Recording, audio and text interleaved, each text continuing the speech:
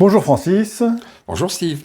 aujourd'hui j'ai le plaisir de t'interviewer pour que tu nous parles du latex, une matière qui est à l'origine d'un fétichisme répandu dans la communauté BDSM et pas que. Alors pour commencer, est-ce que tu peux te présenter? Donc je suis un latexeux depuis peut-être une cinquantaine d'années.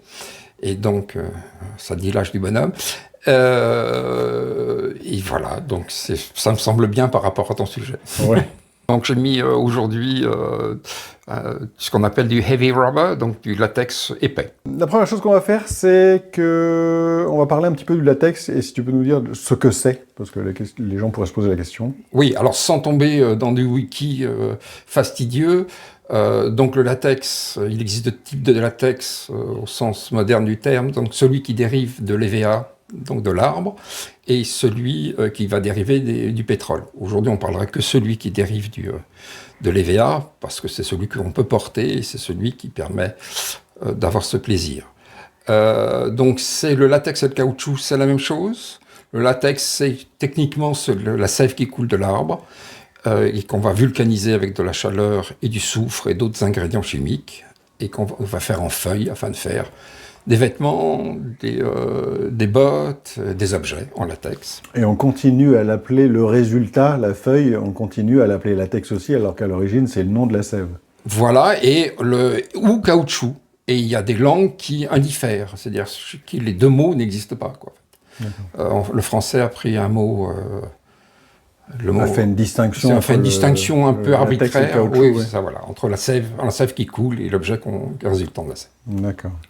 Alors à quand remonte l'origine de ton intérêt pour le latex? Comment ça se fait que ça finit par t'intéresser? Alors moi, je suis d'une génération ancienne qui va découvrir le latex, qui va vivre avec le latex dès l'enfance.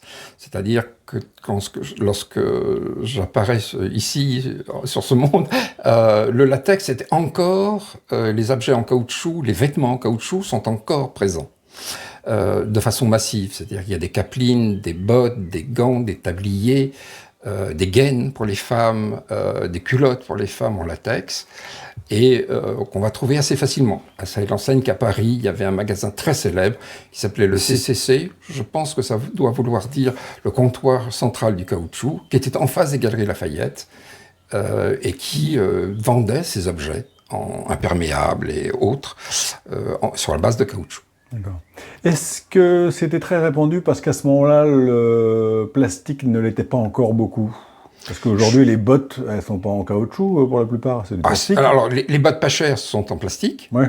Les bottes qui ont un peu de décence, toutes les grandes bottes françaises, Aigle, Chameau, sont en caoutchouc. Les grandes bottes anglaises, Hunter, ou les grandes bottes américaines sont en caoutchouc, hein, parce que c'est celles qui permettent d'avoir les meilleures tenues à la chaleur, au froid et l'humidité. D'accord. Après, tu trouves bien sûr des saloperies chinoises en plastique massivement, bien évidemment. Et donc, tu me dis qu'à l'époque, c'était des vêtements du quotidien, hein, on parle pas de fétichisme là encore, hein, c'est des vêtements qui étaient portés. C'était des vêtements qui étaient portés. Alors, est-ce qu'il y avait déjà un fétichisme sous-jacent? Je n'en sais rien, mais oui, tout à fait. Moi, j'ai des souvenirs de ma mère, de mes cousines, mes cousins, qui étaient en capeline, en bottes, qui portaient des gants en caoutchouc, sans que ce fût des gants de ménage. Qui portaient des vêtements en caoutchouc de façon, alors pas massive, mais assez régulière et normative. D'accord. Et donc, c'était moi dès la petite enfance, pour moi. Voilà. Ouais. Maintenant, Ça t'a marqué. Oui, maintenant, pourquoi se crée-t-elle? Je n'en sais rien, mais elle se crée. D'accord. Alors, c'est le grand mystère du fétichisme. Pourquoi les gens plongent dans un fétichisme? Alors, je crois qu'il y a des gens qui sont bien plus malins que moi, qui ont écrit des bouquins dessus, mais en fait, à la fin, on n'en sait pas vraiment. On sait décrire très très bien, il y a de gros bouquins sur le fétichisme du média, le fétichisme de la forme, le fétichisme, etc., etc. Qu'est-ce qui fait que ça s'allume? J'en sais rien. Perso, j'ai jamais eu de réponse, et puis... bon, je vis avec et ça me plaît. Alors j'ai une autre question pour toi évidemment, c'est à partir de quel moment Et surtout, quand est-ce que ça vire à un fétichisme BDSM, enfin kinky BDSM? Alors pour moi, cette pratique est conjointe. C'est-à-dire que moi, je découvre le BDSM dans Paris souterrain, dans les années 70, lorsque j'étais étudiant à Paris. Et on m'entraîne dans des soirées qui avaient lieu dans les catacombes parisiennes, plus exactement dans les champignonnières, parce que c'était plus des champignonnières que des catacombes à l'époque, qui étaient faciles d'accès, assez ouvertes. Pour les anciens qui ont connu, il y avait notamment la fameuse grotte de la vague bleue, parce que quelqu'un y avait peint une vague bleue, une gigantesque vague bleue dans une immense champignonnière qui avait lieu, qui était pas loin de Jussieu, sur Paris. Et c'était une soirée BDSM. Une soirée BDSM, alors qui n'est pas tout à fait dans les codes du BDSM moderne, mais c'était une soirée BDSM. Et là, à 17 ans, je fais « Waouh, mais c'est ça !» Et des gens, ils portaient cette matière. Donc, si tu veux, là, la connexion entre le plaisir que j'avais à porter déjà cette matière et le plaisir de le regarder, bah, c'est allé ensemble. Et là, j'ai fait la connexion. Je dis « Ouais, très, très bien. Ça, c'est très, très bon. » Voilà, et depuis, j'arrête plus, quoi. Alors, les premiers cas attestés de fétichisme connu, photographié, attesté, tu as la première combinaison intégrale en caoutchouc est attestée et même filmée, c'est à la fin du 19e siècle, un gars qui en fait une pour pouvoir se balader dans les rivières, pour faire soi-disant une combinaison de survie. L'usage qu'il en fait, en la regardant de façon moderne, est très clairement un usage fétichiste. D'accord. Il a essayé de la vendre pour notamment les sauvetages en mer, les choses comme ça. Il n'a pas eu de succès. Mais dans notre monde, les gens le connaissent. Parce que c'est l'inventeur de la combinaison intégrale du type que je porte. C'est-à-dire des combinaisons amples. Pas les combinaisons serrées, mais les combinaisons amples. Et ensuite, tu vas avoir des objets pour le fétichisme qui vont être créés dès les années 1920, dès l'après-guerre de la Première Guerre mondiale.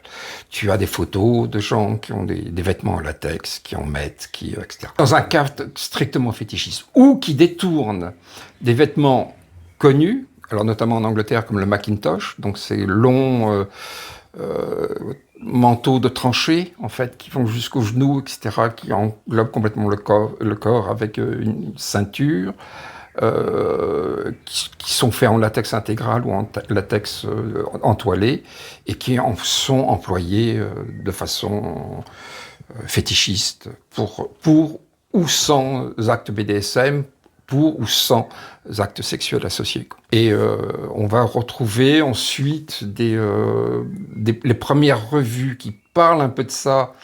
Il y en a une qui doit s'appeler London Night ou London Follies ou je sais pas quoi, dès les années 1930. Et il faudra attendre l'après-Seconde Guerre mondiale pour voir apparaître de vraies revues fétichistes, pures et dures. Alors les fameuses revues anglaises, Skin 2, etc., etc. Mais il faudra attendre la Seconde Guerre mondiale. Mais on peut considérer que les premiers actes fétichistes autour du latex, c'est la fin du 19e.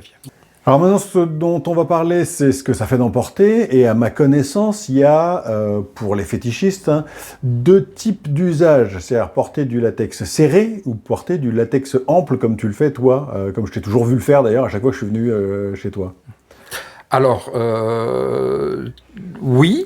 Alors, donc, je porte les deux. Hein. Donc, c'est aujourd'hui, effectivement, j'ai mis ce qu'on appelle du latex lourd, du heavy rubber, et donc qui est en général ample, bien qu'il y ait des latex lourds serrés, notamment très liés au bondage dans ce cas-là. Pour moi, j'aime porter les deux. Donc, les sensations sont différentes. Les latex serrés sont des latex de la seconde peau. D'où le titre de cette revue anglaise, Skin 2. Donc de la protection par la seconde peau, par le fait que ça rende des corps beaux, même si tu as un corps abîmé, ton corps va être moulé et rendu parfait, tu as une peau parfaite, il y a une espèce de plaisir exhibitionniste dans ce cas-là, très souvent. Ça efface un peu les petites imperfections, pour autant, si on a des bourrelets, ça les met bien en... Enfin, ça les cache pas non plus, quoi. Oui, mais ça rend une peau parfaite, au moins. Oui. Et voilà. Et il existe le latex épais ou le latex ample, ce qui est un peu différent, mais qui va permettre l'enfermement, qui va permettre le bruit aussi, qui va amplifier les odeurs, parce que dans le latex, il y a bien le bruit, les odeurs, le toucher, qui va jouer beaucoup plus dans le latex ample. D'accord, oui, les Et donc, spécificités de la matière ressortent, là. voilà, le côté cocon, doux, enfermé, à l'abri. On va faire une pause avec Francis pour laisser Roxy Sancia s'exprimer, qui a accepté elle aussi de parler de son intérêt pour le latex. Eh bien, bonjour à vous, je suis Roxy Sancia. Cela fait à peu près 20 ans que je suis dans le domaine de la domination et le fétichisme. Et je suis devenue fétichiste du latex à partir de ce moment-là, petit à petit. Ça a commencé par une cagoule, ma première cagoule que j'ai achetée à la Démonia. Et puis après, ça a été sans fin. Et puis là, je suis à chaque fois à la recherche de tous les fabricants dans le monde. Et à chaque fois, je suis donc devenue une addict de la cagoule en latex. Et je remets ça bien correctement parce que ça m'empêche de parler. J'ai toujours été attirée par le milieu cosplay, le milieu de la fantasy, les dessins animés à l'époque parce que ça s'appelait les mangas, oui. Et j'ai toujours été attirée par ce type de personnage. Et je me suis toujours dit, quand je dominerai, ce sera toujours avec des tenues de fantaisie. J'incarnerai à chaque fois un personnage. Et donc c'est devenu le cas. Donc me voilà maintenant full latex. Et puis avec des cagoules que moi-même j'invente. Je les fabrique pas, mais c'est moi un peu qui les personnalise. Au niveau de l'entretien du latex, pour moi c'est très facile. Il m'arrive même de mettre du latex, mais faut pas le dire aux fabricants, ça reste entre nous. Enfin, moi je fais ça, moi j'en prends la responsabilité, après vous faites ce que vous voulez, mais moi pour certains latex, en fait ça m'arrive de les mettre dans la machine à laver pendant 15 minutes, juste lavage rapide. Et pour tout ce qui est des cagoules et certaines tenues où il n'y a pas de pièces métalliques qui collent et tout ça, qui sont pas trop fragiles, je fais ça. Pour les vacuum beds, tout ça. Donc au niveau de l'entretien, je fais ça avec du liquide vaisselle, même dans la machine à laver, parce que la lessive, ça va pas le faire du tout par contre, hein, c'est trop corrosif pour le latex. Après, je laisse sécher recto verso et après, je les lubrifie. Recto verso aussi, en mettant une petite noise de lubrifiant, parce qu'après, sinon, ça devient un bain d'huile. Et puis, de toute façon, après, c'est un coup à glisser par terre et se casser la figure et tout et tout. C'est un plaisir de partager mes tenues avec les gens et de participer à beaucoup d'événements. C'est ainsi que j'ai été reconnue dans le milieu. Et puis, je suis aussi un dinosaure. Hein. Ça fait 20 ans que je suis dedans, donc on peut appeler ça, oui, maintenant un dinosaure. Malheureusement, je suis plus toute jeune. Mais bon, bref. Peut-être que, je sais pas, peut-être que je verrai en latex. Bon, ça m'étonnerait, mais bon. Pour moi, en fait, les pratiques du BDSM, moi j'aime bien toucher à tout. Et le milieu fétichiste. Pour moi, ce sont deux choses différentes, mais deux choses des fois qui s'assemblent. Je fais pas de BDSM sur fétichisme ou vice versa. Donc l'un et l'autre font partie de moi. Du coup, on peut dire que je vis une double vie. Et j'en suis bien heureuse. Il y a comme le yin et le yang. Ça fait un équilibre et pour moi, c'est satisfaisant. Je me sens épanouie et je pense que ça a été une espèce de soupape dans ma vie. C'est mieux ça que de prendre des médicaments, d'aller voir un psychologue. Des fois, il faut écouter ses envies, ne pas avoir peur de soi-même et puis être dans la fantaisie.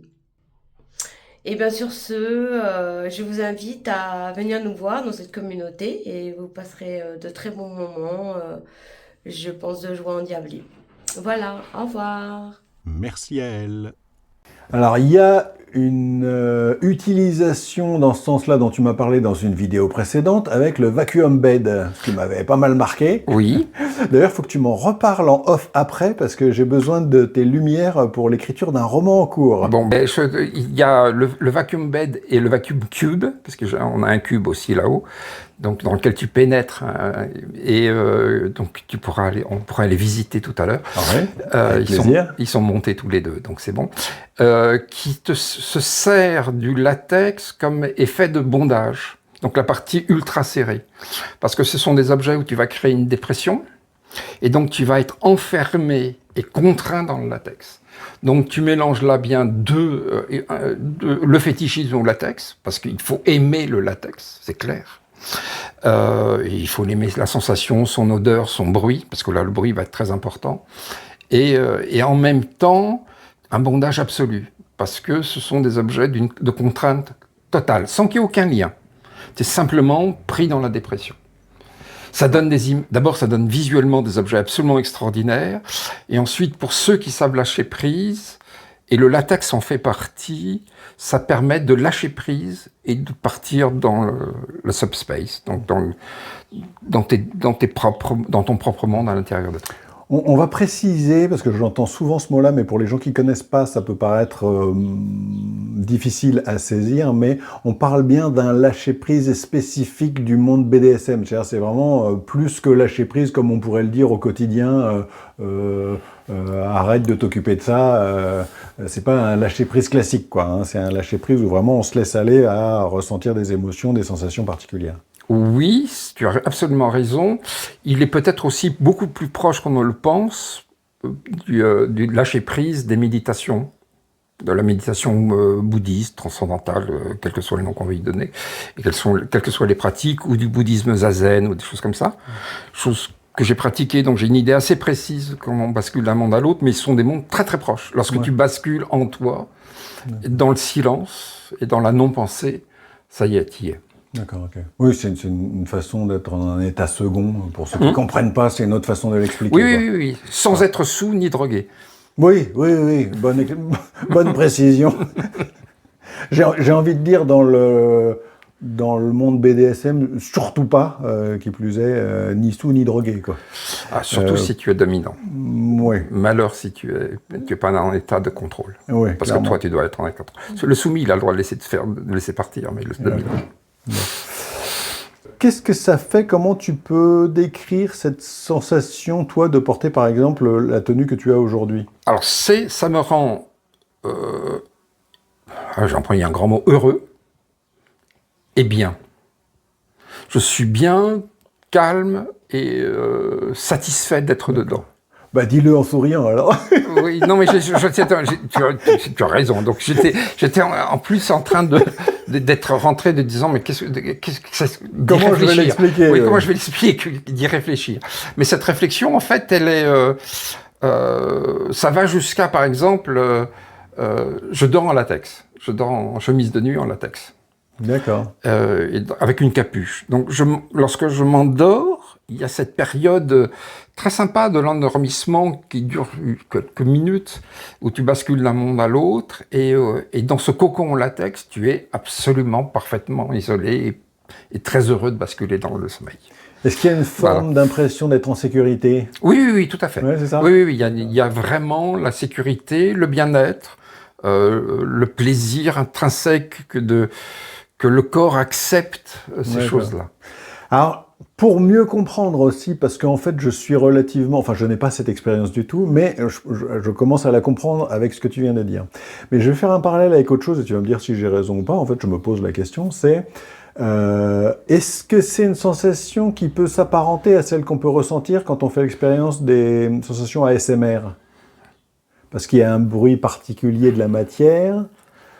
Oui, le son et l'odeur jouent. On en parle très rarement d'ailleurs, le bruissement du latex, l'odeur du latex,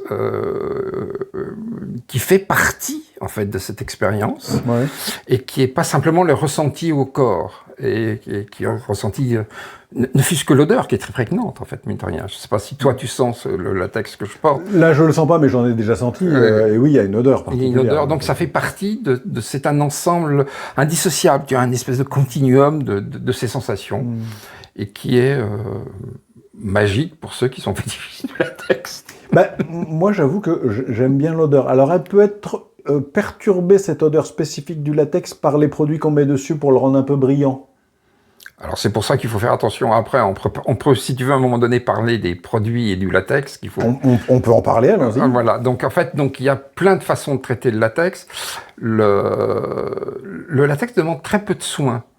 Pour le laver, un peu d'eau tiède, un peu de savon de Marseille, et basta. D'accord. Point. Tout le reste, c'est peut-être des gens qui essaient de vendre des choses. Ouais. Voilà. Et ensuite, pour le traiter, alors il y a des gens qui aiment le latex brillant, Ouais. et donc du silicone. Et pareil, il y a des grandes marques qui te vendent des fortunes des produits. Tu achètes en Allemagne, parce que là, les seuls fabricants sont en Allemagne, des bidons de 5 litres de silicone latex. C'est impeccable, hein. Oui, c'est fait pour ça. C'est fait pour ça. Ouais. D'accord, ok. Bah oui, le côté brillant est plaisant. Enfin, quand on pense au latex, surtout quand on ne connaît pas, on pense surtout à des tenues pour les femmes, plutôt moulantes. Hein. C'est surtout ça qu'on voit comme photo, hein, j'ai envie de dire. C'est très, ça donne tout de suite un impact très photogénique, enfin, le latex serré en particulier. Alors en fait, j'avais une question à te poser, mais tu y as répondu implicitement. C'est-à-dire, le latex, selon toi, surtout serré, elle se fait uniquement pour les personnes avec une plastique avantageuse. Bah, tu me dis que non. Je n'ai pas une plastique avantageuse, je porte du latex serré, avec plaisir aussi. D'accord. Il y a une spécificité du latex serré, surtout serré, c'est que ça fait transpirer. Alors, oui et non. Alors c'est vrai que le latex n'est pas un fétichisme terrible au sud d'une certaine ligne que je ne sais pas où elle est, mais qui peut être compliquée. Et c'est aussi un objet qui laisse passer le froid assez facilement, s'il n'est pas doublé. Donc il est vrai qu'il faut jouer avec ça. Alors est-ce que j'ai de la chance ou pas? Je suis très peu. Et donc, je peux porter du latex pendant des heures et des journées sans que ça me pose aucun problème. Ouais, toi, ça ne te pose pas de problème. Voilà, qu'il fût ample ou serré. Peut-être pour préciser par rapport à la sudation, il y a des gens qui recherchent ça, qui cherchent un plaisir dans la sudation créée par le latex. D'accord, qui est transpiré par le latex. Et de nager dans leur eau, quoi, en fait, je dirais, quelque part. Ouais. Et ça fait partie de leur fétichisme du latex. Je ne l'ai pas, mais ça fonctionne parfaitement pour ces gens-là, dans ce cas-là. Et dans ce cas-là, c'est plutôt un effet bénéfique. Oui, bah oui, si ça leur plaît, évidemment, il n'y a pas de souci. Différence avec d'autres matières qui lui ressemblent. Alors, il y avait le vinyle qui ressemblait un petit peu, surtout qu'il était souvent noir. Sans aller voir de près, on pouvait s'y tromper. Il me semblait que c'était très polluant et que c'était interdit, mais j'en vois de plus en plus, j'ai l'impression que ça se vend toujours, le vinyle. Je suis pas un grand spécialiste, oui. Enfin, c'est peut-être les PVC modernes, les choses comme ça.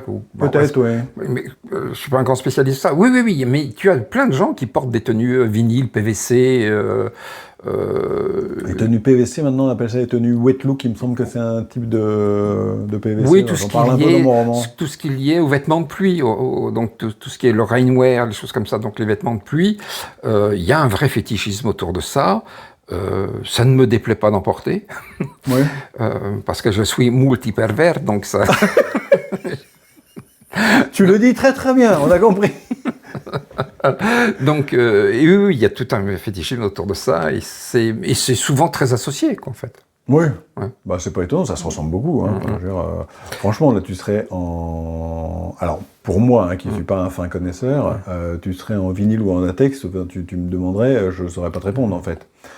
Sauf à regarder, hein, parce que c'est vrai que l'élasticité n'est pas la même sur le vinyle, c'est quand même un peu plus rigide. C'est plus rigide et le bruit est différent, fondamentalement. Oui. C'est craquant, le bruit du PVC. Ouais. J'imagine que c'est aussi sujet de fantasme ou de fétichisme pour ceux qui aiment ça. Il y a quand même un aspect sécuritaire pour le latex, il faut faire attention qu'il ne soit pas trop serré. Et notamment, tu me parlais faut faire attention au guide des tailles. Alors... Au niveau sécuritaire, il y a peut-être deux choses à distinguer. C'est le latex ultra serré qui peut te poser des problèmes à l'achat, Parce qu'en fait, c'est compliqué de trouver sa taille. Et c'est bien pour ça que les plus grands fabricants proposent du sur-mesure. Et il y a même des petits fabricants en France qui ne proposent que du sur-mesure, qui refusent de faire du L, du M, du XL, ou que sais-je, en standard, et qui demandent ta taille, qui demandent tes mesures complètes pour le faire à ta taille. D'accord. Ah bah je dis d'accord comme si je savais pas. J'en ai interviewé un, stricto sensu, qui fait des tenues, alors spécifiquement pour les femmes, très sexy, très ajouré, j'ai envie de dire. Mais oui, qui fait ça, et pas que avec du latex d'ailleurs, il fait des mélanges latex, cuir et dentelle, enfin, il fait des choses très très jolies. La vidéo que j'ai fait avec lui, à mon sens, n'a pas eu le succès qu'elle méritait, parce qu'il fait vraiment de très belles choses. J'étais ravi d'aller le voir. Alors avec le latex, il y a une chose auquel il faut faire attention, c'est les allergies. Du coup, quand je savais que tu venais, je suis allé relire les 2-3 études médicales qui font référence sur le sujet. Oui, il y a environ 1% de la population qui est allergique au latex. 1%, c'est pas négligeable. C'est loin d'être négligeable. Alors, il semblerait, parce que là aussi, les études posent problème, mais enfin, il semblerait qu'en fait, il y a 2 types d'allergies. L'allergie la plus courante, c'est l'allergie dans le milieu médical, parce que dans le milieu médical, les gants alors, les chirurgiens n'opèrent qu'avec des gants en latex EVA, bien évidemment. En fait, on rend l'enfilement possible et simple des gants avec de l'amidon de maïs, et qui, en fait, lui, est très allergène en soi. Mais il existe de façon attestée une allergie au latex. Et donc, si on voit apparaître des cloques, des phénomènes de grattement, des choses qui ressemblent à des eczémas ou hélas, fin du jeu. T'aurais été malheureux comme un caillou si t'avais pas... Je pense que je ne serais pas devenu, donc... Oui, en même temps, ça se déclare vite, j'imagine. Ouais. Alors pour toi qui as un certain âge, sinon un âge certain, tu as connu 2 origines du fétichisme. Dans le sens où, toi tu l'as connu au début avec des objets en latex qui n'étaient pas destinés spécifiquement au fétichisme. Et puis tu as vu une jeune génération qui, elle, a découvert ça avec spécifiquement la communauté BDSM, la communauté un peu kinky, et qui voyait ça en club. Et c'est pas les mêmes pour toi, ces 2 communautés qui vivent un peu l'une à côté de l'autre. Alors qui au départ ont vécu, enfin qui sont nés, tous les deux sont des fétichistes du latex.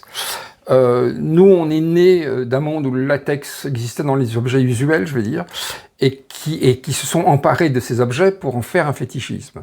Donc tous les Macintosh, les choses comme ça, enfin toute la partie antérieure dont on a déjà parlé.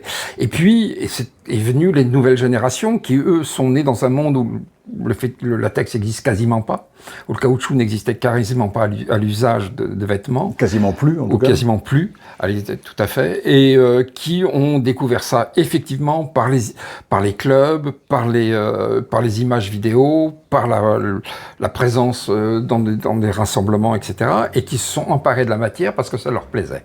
En général, c'est des gens qui, lorsqu'ils se lancent dedans, se lancent à fond dedans.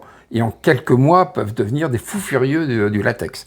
On a quelques exemples de jeunes personnes autour de nous, dans le monde du latex, qui ont moins de 30 ans, entre 20 et 30 ans, qui en quelques mois sont jetés à corps perdu dedans parce que ça leur plaisait aussi. Ça. Donc, les origines sont différentes, mais à la fin, on s'entend bien. Puis la matière est la même, quelque part. Voilà. Hein. Bon. Alors, quand on a préparé l'interview, tu m'as dit que pour toi, tu as le champ complet, dans le sens où tu as l'émoi d'enfance, ça on l'a bien compris, hein, les émois qui naissent avec l'enfance, avec des objets qui ne sont pas destinés d'ailleurs à ça.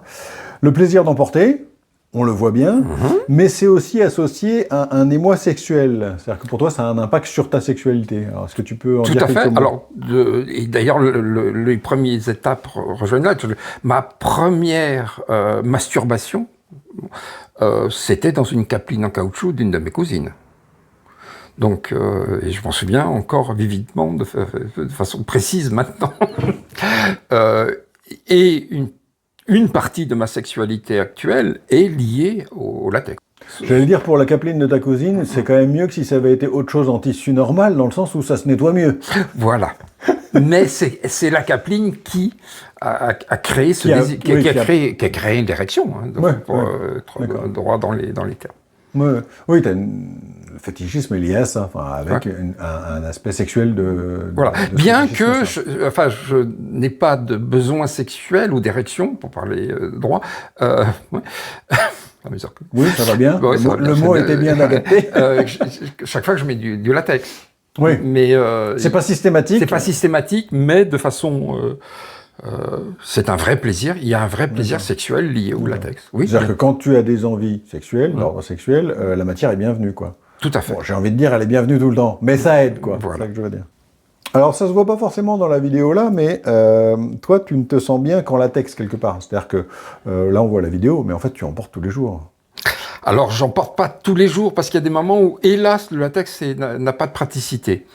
C'est-à-dire que si je décide d'aller faire mon jardin, certes, j'ai des bottes en caoutchouc, certes, j'ai sûrement des gants de jardinage, mais à part ça, il va se déchirer. Ça m'embêterait d'abîmer des tenues qui sont malgré tout un peu chères. Oui, parce qu'on n'en a pas parlé, mais c'est pas négligeable le coût du latex. Enfin, les tenues en latex, c'est pas gratuit, quoi. Je porte une combinaison allemande de Black Style, c'est 650 €. Allez, donc il faut donner le prix, quoi. Oui, c'est pas... Alors après, je porte des gants industriels qui coûtent 10 €. Hein. D'accord, ok. Oui, on pourrait imaginer que c'était pas forcément des gants... Voilà. D'accord, ok. Donc, t'as pas forcément besoin d'y mettre 650 €, mais si tu veux une tenue spécifique, il va falloir voilà, chercher donc là où elle existe. j'irai pas faire le jardin comme ça. Et ensuite, il y a des moments où c'est pas pratique. Si tu dois faire une longue distance en voiture, c'est pas rigolo, parce que tu vas être gêné par rapport à la conduite automobile. Mais pourquoi pas? Il y a des gens qui le font. Nous avons des amis qui font au sud de la France notre maison en latex. D'accord. Parce que, hélas, il est dans le sud de la France, mais le plus grand fétichiste du latex en France, il est dans le sud de la France. On approche de la fin de cette interview, mais tu voulais, de ton propre chef, aborder le fait que, auparavant, l'apparition du latex en public était relativement rare. D'ailleurs, je me souviens d'un temps où l'apparition de tenues à la télé, par exemple, du cuir était rare. Tout à fait. Le latex plus rare encore, mais ça tend à se généraliser, on en voit de plus en plus. Oui, oui, tout à fait. Alors je pense qu'il y a eu conjointement, j'arrive pas à trouver dans ma tête vers quelles années, mais je vais dire 80-90, 1980-90, est apparu des grands noms de la mode, Gautier, Mugler, des gens comme ça, qui ont apporté le latex dans la mode. Des chanteuses, Lady Gaga est la première à avoir porté du latex sur scène. C'est aussi la première à avoir fait un clip extraordinaire sur le BDSM. Et puis des chanteuses où je ne connais pas vraiment moi, leur nom moderne, mais tu regardes à la télévision, tu les vois en latex, etc. Donc il y a eu au début des années 2000 vraiment une conjonction de fait que publiquement le latex est devenu acceptable ou accepté. Alors comme on se le disait, c'est pas nommé. On dit pas que c'est du fétichisme, on dit c'est joli ce qu'elle porte. À telle enseigne, lorsque je suis en latex de ville. Alors pour moi, un latex de ville, c'est un latex qui sans combinaison de choses comme ça. Genre, j'ai un jean et un blouson en latex. On me demande souvent ce que c'est. En me disant c'est joli. C'est différent ce que vous portez, sans que la personne n'ait aucune connotation fétichiste ou sexuelle ou quoi que ce soit. Quoi.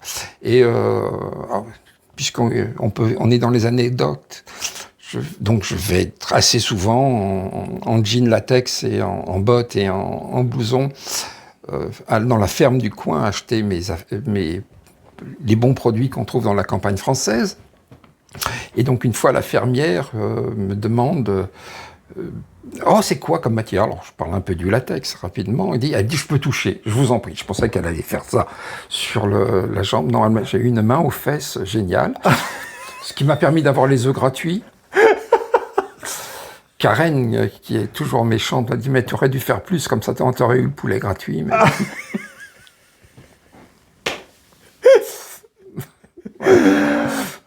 Mais bon, c'est bien, il y en a qui se permettent, quoi, c'est drôle. Alors moi, je ne peux m'empêcher de penser dans notre société actuelle, si ça avait été l'inverse, ça ne se serait pas passé du tout aussi bien. Oui, là, il est clair que j'étais consentant, on va dire ça comme ça. Mais surtout, tu étais un homme, c'était une femme qui te l'a fait. Ça aurait été inversé, tu aurais été une femme et c'est un homme qui te l'aurait fait, la connotation n'était pas la même. Quoi. Tout à fait. Bon. Eût été un homme que ça m'aurait tout aussi fait plaisir. Bon, en tout cas, je voulais te remercier. Je t'en prie, c'est un plaisir. Pour toutes tes explications, ton éclairage sur le fétichisme du latex. Et puis, merci encore une fois. Je t'en prie. Et à très bientôt. C'est la 4e fois que je viens. Je reviendrai encore, je suis sûr. Tu es plus que le bienvenu. Allez, merci. Ciao.